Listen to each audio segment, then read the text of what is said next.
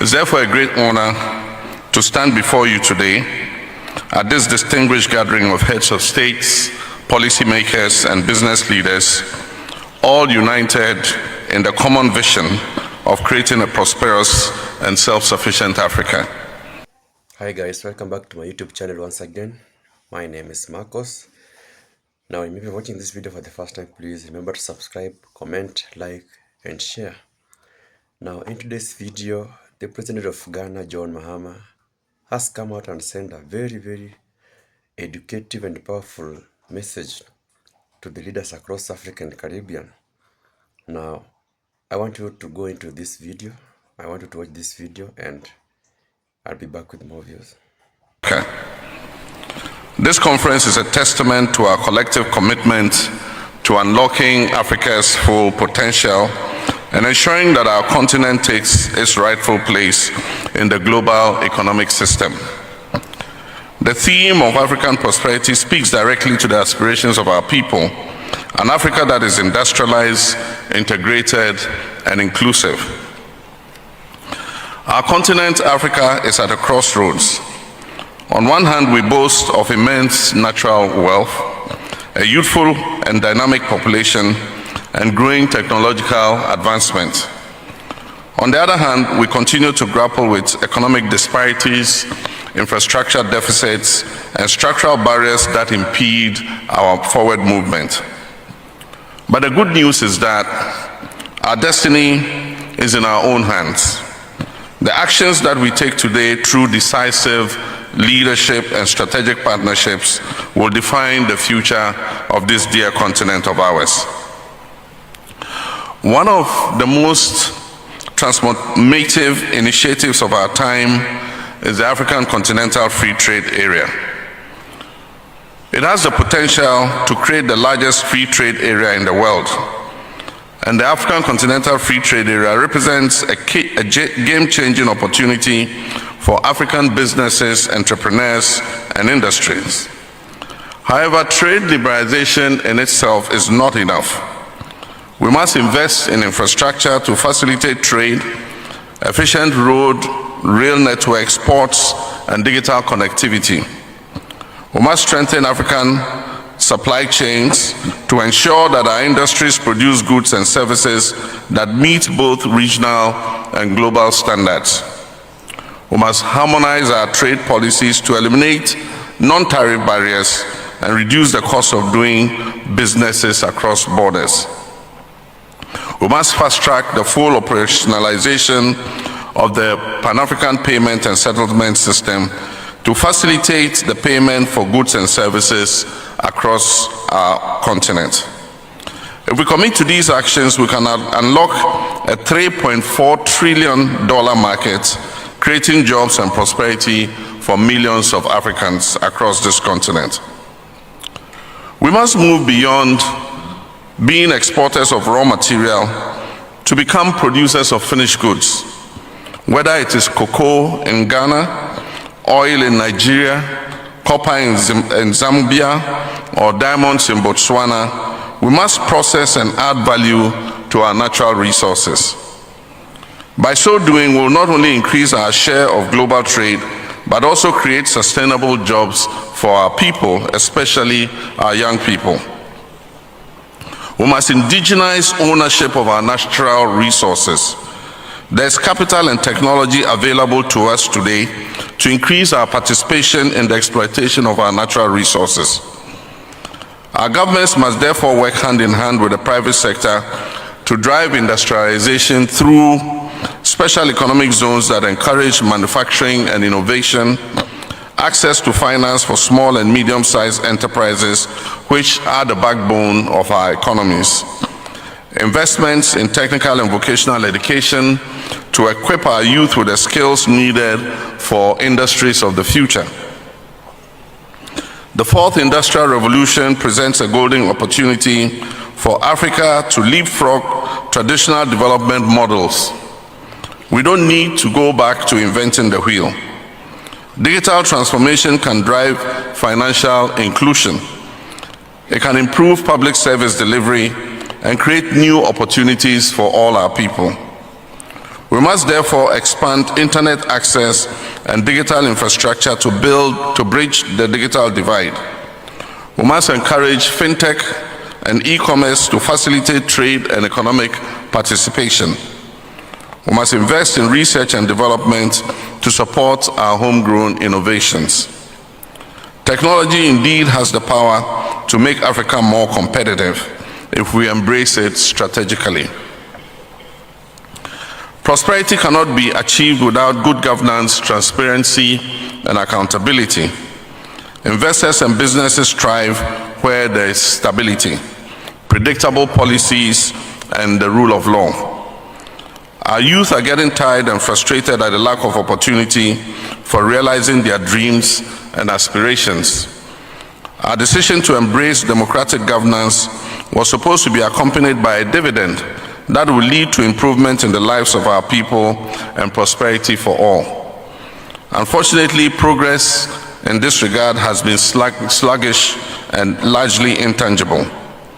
If we are to maintain the faith and trust of our citizens in democratic and constitutional governance, we must accelerate our rates of economic growth, expand investment, and provide employment opportunities for our young people. As leaders, therefore, we must reaffirm our commitment to strengthening democratic institutions and ensuring free, fair, and transparent elections. We must fight corruption, which robs our nations of resources needed for development. And we must promote peace and security, as economic growth is impossible in times of conflict. It is therefore a call to action, this African Prosperity Dialogue, that Africa's time is now, and that the decisions we make at this dialogue must not end in resolutions alone, but we must act with urgency, determination, and a shared vision for our prosperity.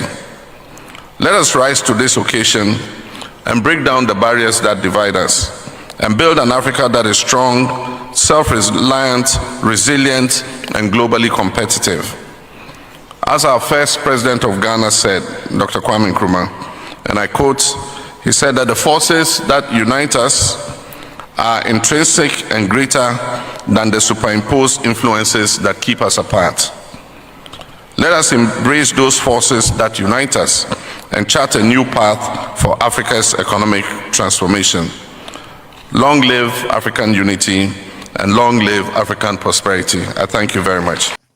Welcome back, guys. I hope you watched that video from John Mahama, the president of Ghana. Now, I'm so pleased with that because I've been preaching these things, and I'm happy because now our leaders are now standing up.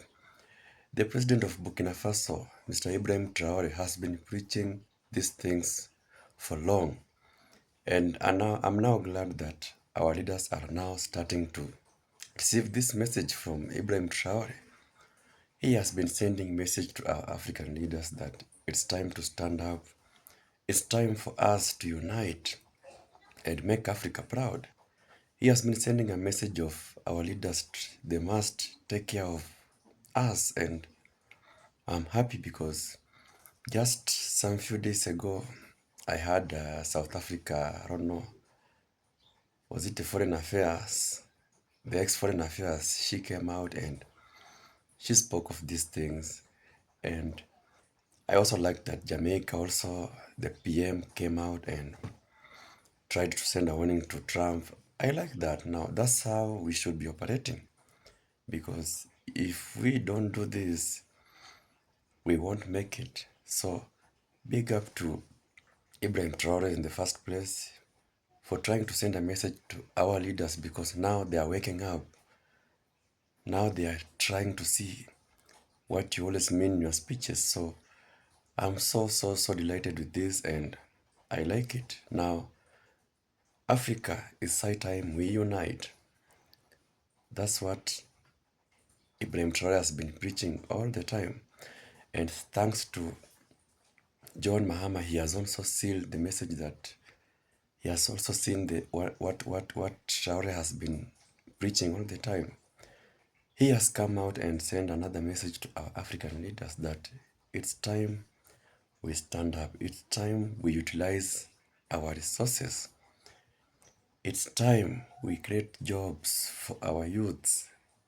It's time that our African leaders take care of us.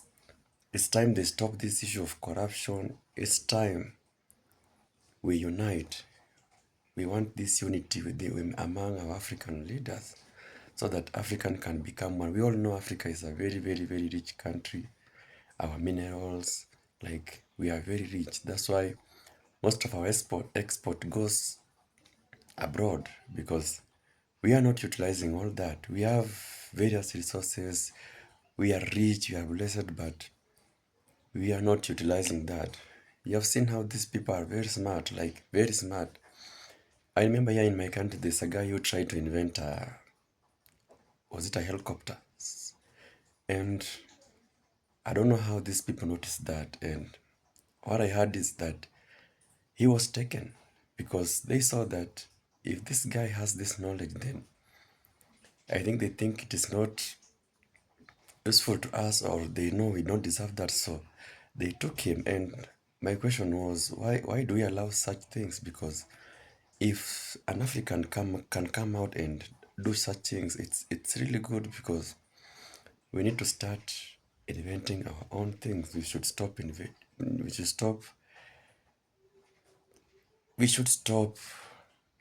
depending on these people. I said that in my last video that we should stop depending so much on these people because it is really, really, really, really draining us back. It is really, really costing us. And for us to achieve this, you have seen John Mahama say that good governance, good cooperation is needed. Our leaders should know why we put them in those offices. They should know why they go to those offices every morning to take care of us, to take care of our problems. But sadly, when they go there, they forget us. And that's what John Mahama has preached today, that good governance is what is needed for a country to prosper, for Africa to unite and become one. We need to take good care of others. Look at the issue of corruption. This has been a major, major, major issue in Africa. And it is really, really, really costing us a lot. That's why I told you guys, when Trump came out and stopped some aids that come to Africa, that issue really made me happy because these aids, they don't reach us. These funds don't reach us. They just go directly to our leaders' pocket and we are forgotten completely. So these are the things that should stop. And thanks to John Mahama, he has come out and sent another message to our leader that these things should stop. So big up to him, and I hope I'll come up in another video here from another maybe African leader who has maybe received this message that we are all preaching each and every day. So guys, thank you for watching, and remember, if you haven't subscribed, please remember to subscribe, comment, like and share. And in my next video, one love.